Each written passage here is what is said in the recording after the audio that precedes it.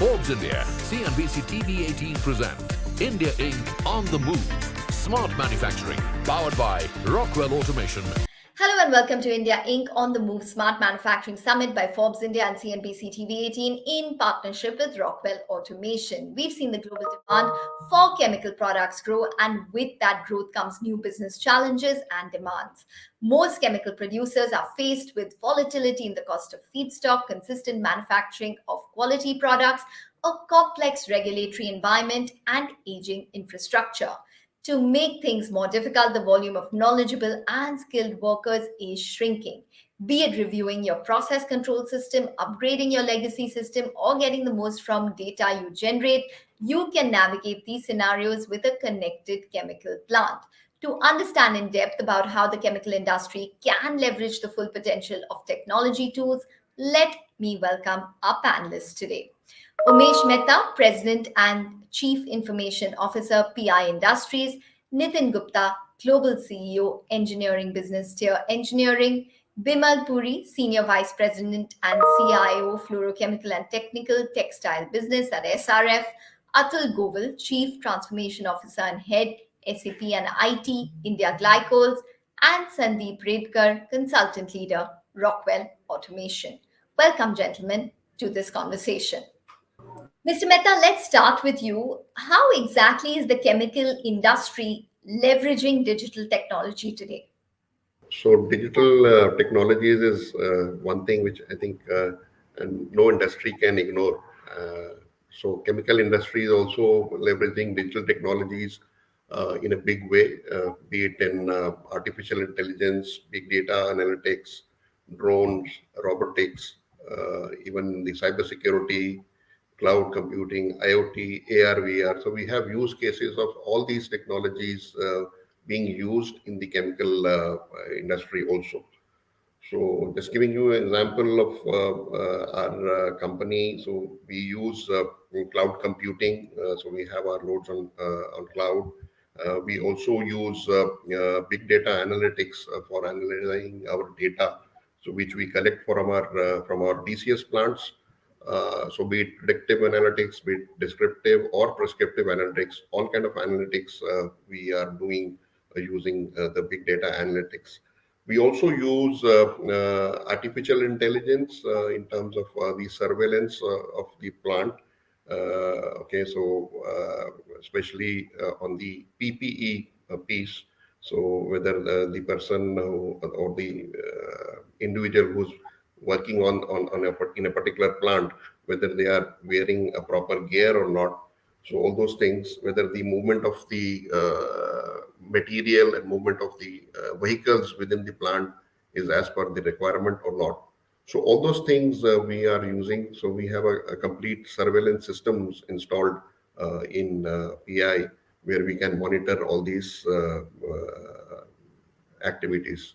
Mr. Govil, same question to you. How exactly is the chemical industry leveraging digital technology transformation today? I just want to highlight 3-4 key factors which are slightly different in chemicals as regards other in industries like FMCG or other consumable goods industries.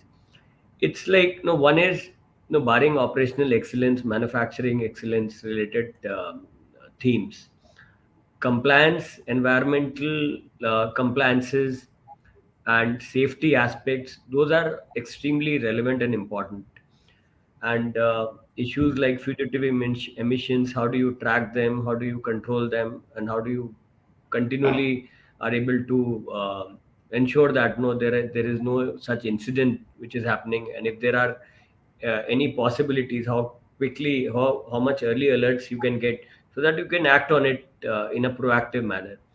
I think those are additional areas. And I just also want to highlight that within our setup, we leverage IoT, IoT sensors, IoT platforms, and analytics to drive decision support for not just the operations team but also for the maintenance team.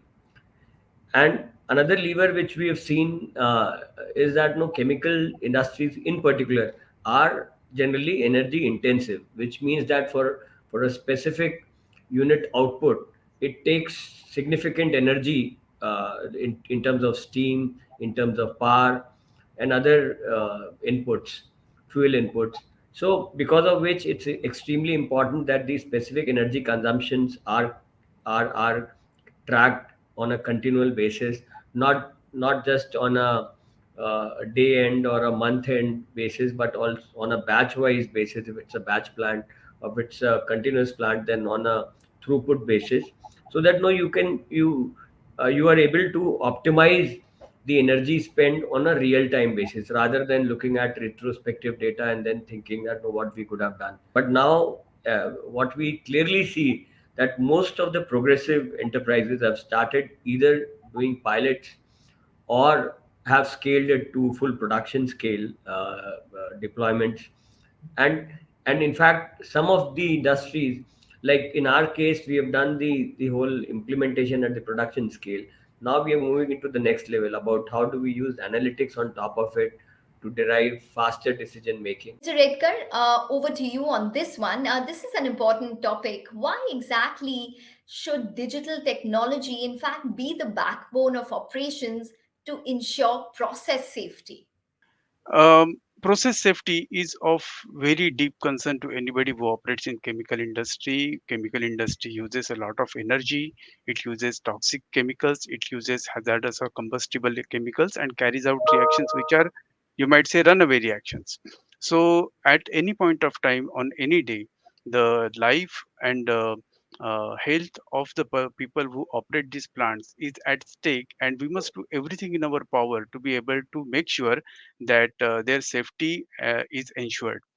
From that point of view, everything that the technology can do um, to sustainably improve the operational situational awareness has to be done, and technology plays a huge part over there. So there are number of different digitalization technologies that are um, uh, lending their helping hand in terms of making this happen. But there are a few that I would like to mention over here. So one of them that has come forth as a very important technology and very practical one is to be the ability to build digital twins. Okay, and that ability allows us a fair number of different use cases or applications that we can develop, which will help improve the ability of the operator to safely operate the plant. Okay, one way the digital twin helps is by, for example, reviewing the person from the presence of the hazard. Okay, so that he can in a safer environment observe the operation and take necessary action. A few other ways in which operators situational awareness can be improved is through operator guidance system supported by augmented reality kind of solutions. um, there are within the realm of digital twin also ability to be able to predict the future behavior of the process, and that also has a huge potential in terms of alerting the operator to an impending situation, which he must take immediate action to prevent it from happening or mitigating the impacts of that particular thing. So these are all different thoughts that came to my mind when I talk about how we can augment or apply digitalization technologies to improve the operating safety. Okay, so that's important in terms of process safety and digitization and your thoughts there. But Mr. Puri, I'm going to start the next topic with you, sustainability. How exactly is digitization aiding in terms of sustainability? According to scientific research, digitalization is in manufacturing contributes positively to environmental sustainability by increasing resource and information efficiency. Actually, if you see applying Industry 4.0 technologies throughout the product life cycle results in a smaller eco footprint, okay, and less harmful energy resources, materials, and chemicals. Basically, it also contributes and optimizing energy efficiency and decrease cost in manufacturing. So, digital industrial innovation is not only great for company but for the planet also. It's basically for the planet too.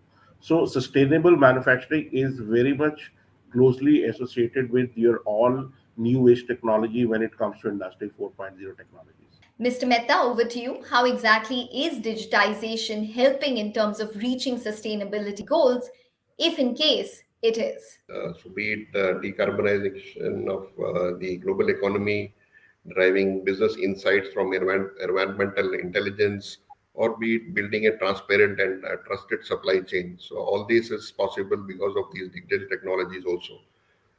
Creating a resilient infrastructure, AI-powered remote monitoring and a computer vision help organizations see and predict and prevent the issues, especially in the chemical industries.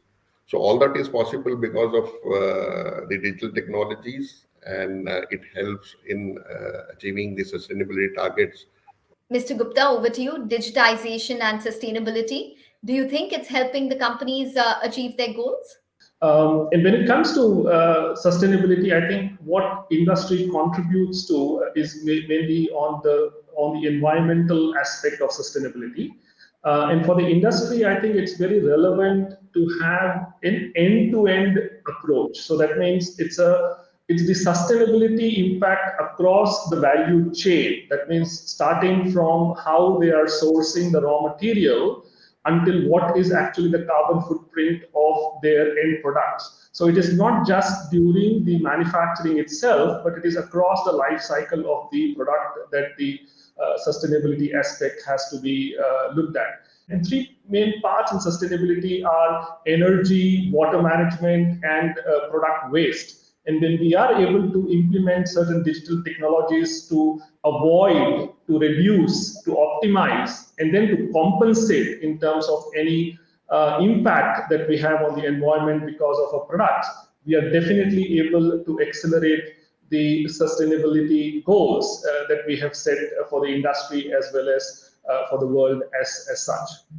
All right, Sandeep, this question is to you. The chemical industry often has a lot of assets in the manufacturing space, and the health of these assets is imperative to achieve goals for the company. Say, for example, when it comes to productivity, sustainability, efficiency, availability. So, how does digitization help in achieving those goals? So there are variety of assets that we come across the whole spectrum of chemical manufacturing industry, and each one has its own characteristics. Okay, uh, of the variety of solutions that are today available, in order to be able to not only understand how an asset is performing, okay, but also to be able to predict the future of performance of that particular asset, is something that would help us know beforehand if at all that asset is likely to perform in future with the same level of efficiency.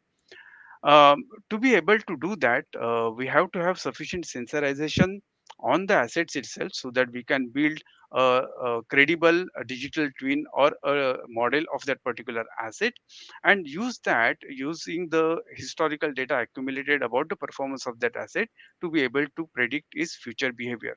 All these things are very uh, successfully employed in a lot of different applications that we have seen.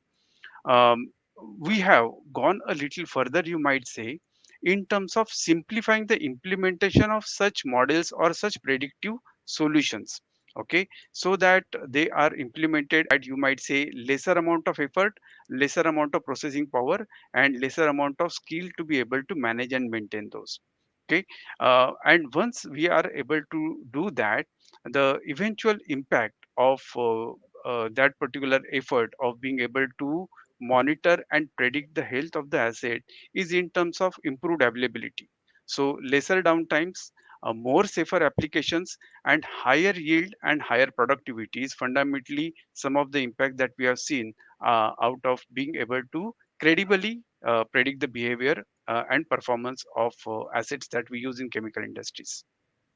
Mr. Mehta, this is a basic question. It is probably the most important as well. When it comes to plant productivity, how is digitization helping the company? I'll take an example of digital transformation. So, in prescriptive analytics, okay, so one of the common use case in chemical industry is of the golden batch.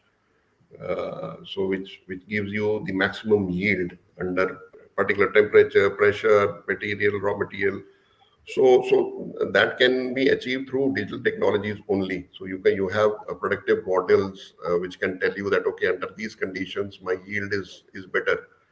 So that becomes your golden batch, and you can increase the once you know that, okay, under these conditions I get the maximum yield of my batch. So then you can operate your plants under those conditions to increase the productivity of the plant. The other use cases, what my fellow panelists mentioned, that on the productive side, so we use IoT. So IoT can help reduce the downtime. It can predict that, okay, so, this equipment is going to come down, or we need maintenance for this equipment. So it helps in reducing the downtime of the equipment or the asset, and which ultimately helps in the productivity, increasing the productivity of the plant. Mr. Nitin Gupta, would you share your thoughts on this topic? And I think definitely a lot of work has gone into developing technologies that can, help industries improve their productivity. What we need to understand as well is that across the industry, there are different ways of measuring productivity. Because you'll have some industries producing bulk products. There'll be some industries producing specialty products. So the means of measuring productivity, it could be in terms of quantity, it could be in terms of quality, and I think that's where the beauty of digitalization technologies comes in, because it's not just about increasing the throughput of a particular machine, but also making sure that when you're doing a particular process analytics, or when you're doing study of a quality control system. This whole area of how digital technologies can help within the industry is just immense. As I said, starting from making sure that the raw material quality is particularly monitored, the output is continuously monitored. And one area where definitely a lot of improvement has happened is from the move from a batch processing to continuous processing, and that's where Steer has been helping the industry right across, helping them move from batch processing to continuous processing. Of course, when you're talking about quality, reliability, production, these are things which are definitely added, adding to the benefit of to the bottom line of any industry. The aim is now to move more towards having a predictive environment, and then finally, of course, to reach a level where you can actually adapt to customer requirements, and the plant needs to adapt, the production needs to adapt to the customer demands and changes. And I think this is where would be really the key aspect where the digital technologies can help the industry to move in a very dynamic manner when it comes to productivity. Mr. Atul, one of the challenges for chemical manufacturers today is to meet consumer demand at speed. So, how exactly do you think we can utilize technology to improve faster time to market? So there are these tools like these CRMs of the world. They've been in existence for multiple years now, decades almost. But beyond that, no, what's important is, no, I give you an example what we are doing. Like whatever material is sent across from our factories, no, we have these vehicle tracking systems, which were also have been in existence for long. But beyond that, we have these digital locks, which can get unlocked only at the destination. Once the recipient gets a password on their mobiles, using that password they are able to unlock the particular the digital lock, which is affixed on the vehicle. And with that we also get a confirmation that the material has reached in so much time. And in case if the vehicle takes a detour from the prescribed route, that also we get an alert, and concerned people then can track the driver. So it's like, it's not just that the material has moved out of our gate and we switch off and we just take a back seat. We make sure that the material reaches in time to the customer and in due shape, and it's taken care end to end. And then of course engagement with the customer beyond just the sales transaction. We have a robust, it could be around some complaints, or it could be around some samples which have to be sent across, because many a times, in particularly in chemicals pharma setups, you have to send out samples. So the entire sample tracking systems, complaint handling systems have to be robust enough so that the customer doesn't ever feel the need that they need to look at alternates. Having said that, I also want to call out one important aspect which we have missed out is on the quality aspect, that what are we doing to ensure that we get consistent quality in our products. What we have also kind of set up within the enterprises, that we have quality across all the phases, important phases of the product development and production, so that if there is an issue, we can uh, identify it much earlier and address it, rather than creating an issue to the entire batch. So that's important. And of course, as aspects around sustainability, packaging, good packaging, and all that is important. Okay, the last and probably the most important point of discussion, Sandeep, is justifying the return on investment when it comes to digitization and implementing those methods, because it's something which cannot be seen directly in the P&L. And a lot of companies also have maybe some amount of apprehension to spend that kind of money to invest. So, what exactly would you say or advise when it comes to return on investments for digitization in the chemical industry? So what I would say is, how does the whole concept of digitization differ from our erstwhile automation efforts? One might say is that in the automation efforts we always had a closed loop. Okay, which effectively means that not only were we able to identify the phenomena in the chemical industry, which was leading to productivity or efficiency or otherwise safety hazard, etc., etc., but we had a control on that in terms of being able to actuate those particular end objects or end devices, which would mitigate or stop that event from happening, or otherwise improve the productivity or improve energy efficiency, etc. So in those particular implementation, it was clearer to see how the return on investment would come through. But when we talk about many of the solutions that we just now have referred to through all the eminent panelists that have spoken over here, in almost all of them, there is a part which can be done by digitization, and then there is a part which the human has to enact based on the guidance provided by the digitization solution, whichever nature it may be. Okay, so it's a collaboration of efforts of the technology plus the human in between to be able to realize those benefits. And that's actually a journey. It's not something that I can prescribe maybe just on a piece of paper. So how this happens, in our opinion, the best way of getting around to this is to form a partnership, because we are all partners on this journey. It's not a point solution that we can deploy and walk away from there. So this partnership, in our opinion, works like this: that we once decide to partner on a long term journey.